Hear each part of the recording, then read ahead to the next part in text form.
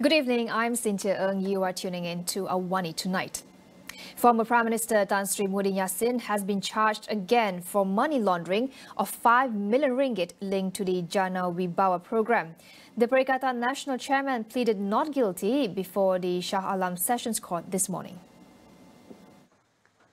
Muhyiddin was charged for illegally receiving 5 million ringgit from Bukhari Ikuti Sidran Berhad in his capacity as Bersatu President.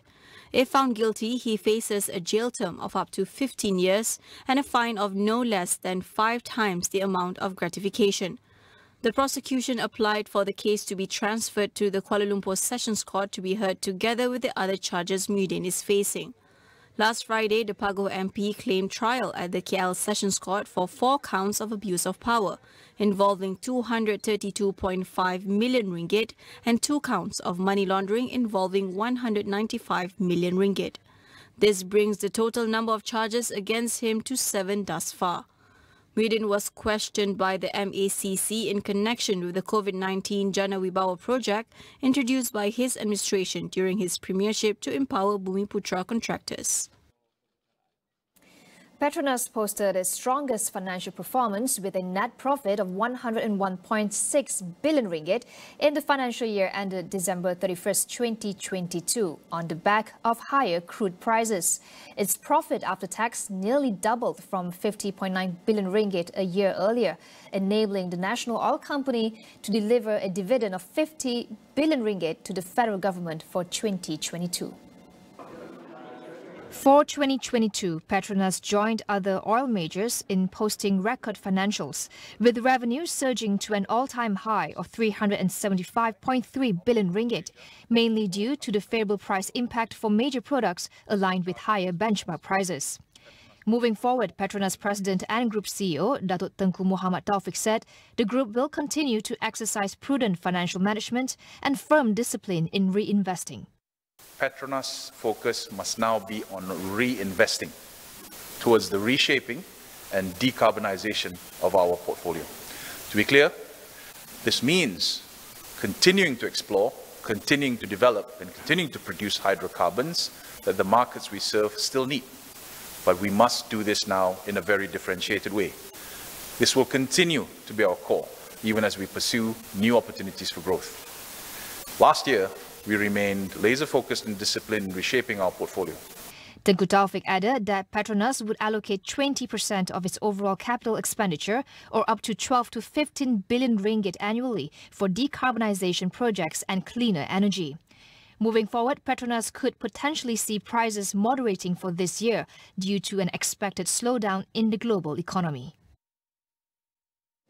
Section 15 of the Universities and University Colleges Act, AUKU 1971, is being reviewed to empower student movements in the country.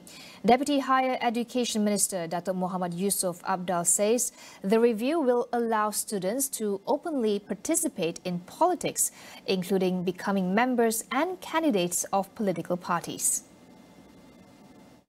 Di samping itu juga mereka diberikan penuh tanggungjawab berhubung kait dengan gerakan mahasiswa di IPTA, APTN khususnya. Terima kasih. Muhammad Yusof added that a special task force will be set up to review and conduct in-depth studies on national higher education policies. He said the task force will involve prominent figures in the industry who will provide suggestions and views on the existing policies and where there is room for improvement. Social media platforms deemed dangerous to the nation's well-being may be regulated. Deputy Communications and Digital Minister Tioni Cheng said that her ministry is currently reviewing the Communications and Multimedia Act to deal with the growing problem. Memang KKD sekarang memang ada memang dalam usaha untuklah mengkaji semula Section 233 supaya pindaan boleh dibuat untuklah memberi kuasa yang lebih besar kepada SKMN. Antara cadangan yang kami terima adalah kita nak tambah lagi ataupun naik lagi hukuman yang boleh dikenakan di bawah Section 233 ini. Dan kalau kita rasa bahawa akhirnya kita rasa social media platform itu memanglah merupakan satu perkara yang memang memang membahayakan. Jadi kita akan jugalah berkaji bagaimana kita boleh regulate mereka. Teo was replying to Paya Besar MP Dato' Muhammad Shah Abdullah about amending the Communications and Multimedia Act to give authorities more power to act against those spreading fake news on social media. Section 211 and 233 of the Act regulates offensive online content, and currently both carry a maximum fine of 50,000 ringgit or imprisonment not exceeding 1 year or both upon conviction. Umno has elected its latest batch of wing leaders that will chart the party's future and survival in the impending elections. Political analyst Professor Dr. Siva Murugan Pandian discusses the challenges they may face in rebuilding trust among the electorate with current political climate. If you look back in 2004, UMNO won 109 seats out of 198 Barisan Nasional won in that election.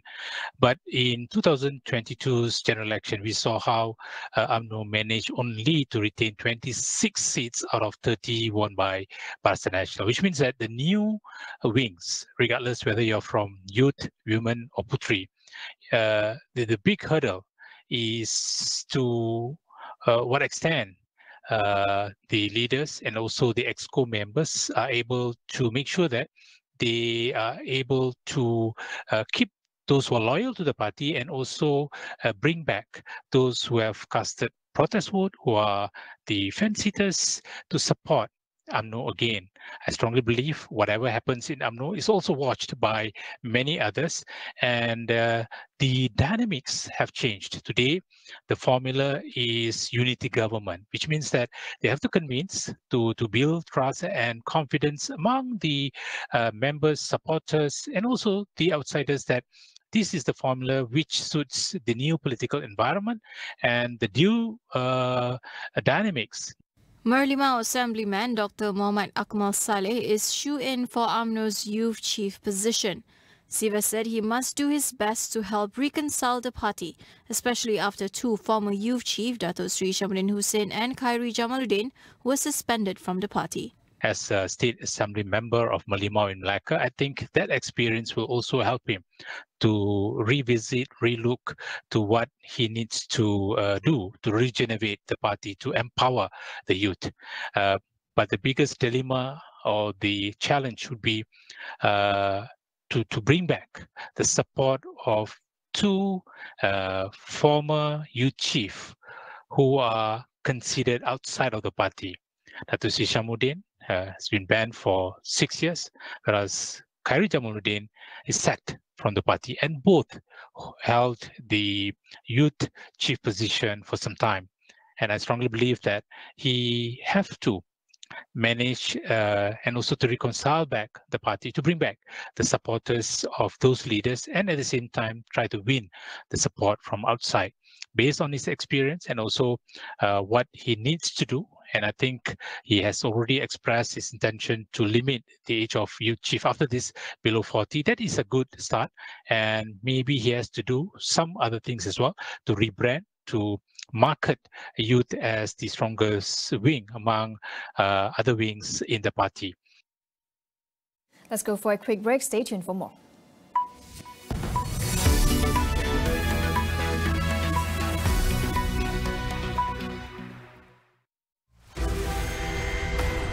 Expect greatness at the most prestigious match of all. The Yonex All England Open Badminton Championships. Live and exclusive on Astro Supersport and the Astro Go app.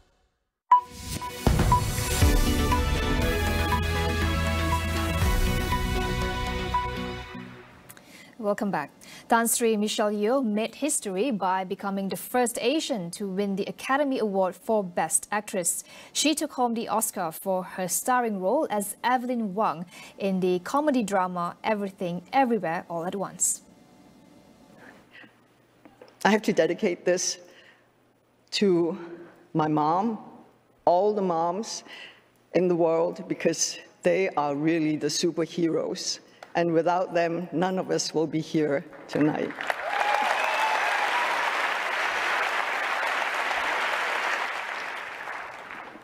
Oh, she's 84.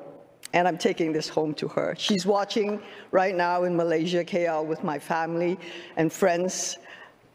I love you guys. I'm bringing this home to you, and also to my extended family in Hong Kong, where I started my career. Thank you for letting me stand on your shoulders, giving me a leg up so that I can be here today. Thank you to the Academy. This is history in the making. Thank you.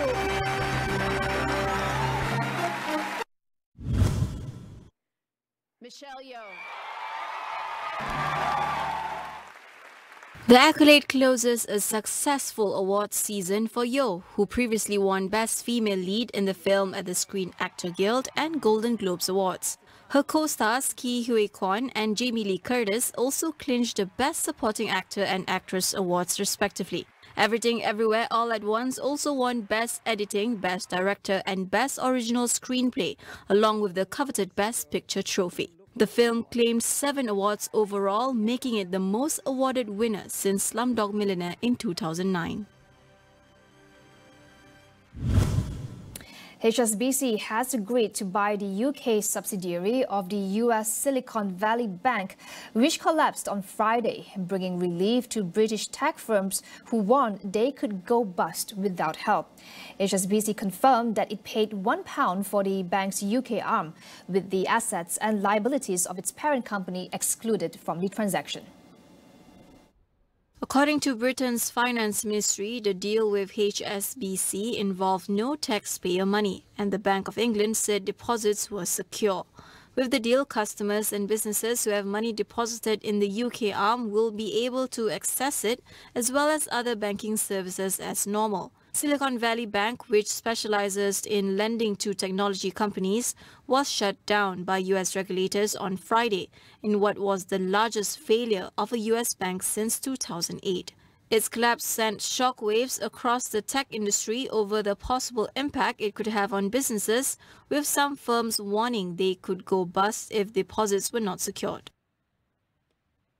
More than 60,000 junior doctors across England have started their 3-day strike in protest of inadequate pay and burnout that are driving staff out of the National Health Service. The strike is expected to cause major disruption, with thousands of appointments and procedures already cancelled. The British Medical Association, which represents doctors and medical students, says junior doctors' take-home pay has been cut by 26% over the last 15 years due to inflation. They are calling for full pay restoration. Junior doctors represent around close to half of the medical workforce in England. During the protest period, they will refuse to work in both emergency and planned care, as well as general practice, with consultants and senior doctors ordered to fill in the gaps. Aside from the health industry, waves of industrial action continue to disrupt key services in the UK this week, with dental trainees, civil servants, teachers, university staff and rail workers all going on strike to fight for better pay and working conditions. A fire that swept through Cox's Bazar in Bangladesh last week was a planned act of sabotage, according to investigators. Government official Abu Sufyan, who is leading the probe, says that militant groups had started the fire to allegedly dominate the camps. Abu Sufyan said fires had broken out in several places at once, proving it was planned. The 7-person panel formed to investigate the fire had presented its report after interviewing 150 eyewitnesses. It recommended further investigation to identify the groups responsible for the incident. The blaze on March 5th had destroyed nearly 2,800 shelters and left 50,000 Rohingya refugees homeless. While there were no casualties, the fire had taken down key infrastructure networks, such as medical clinics and learning centers in several districts in the Cox's Bazar camp. The area houses over 1 million refugees who fled from Myanmar after a military crackdown against the Rohingya ethnic minority. That wraps up AWANI Tonight. I'm Cynthia Ng. Thank you for watching. Good night.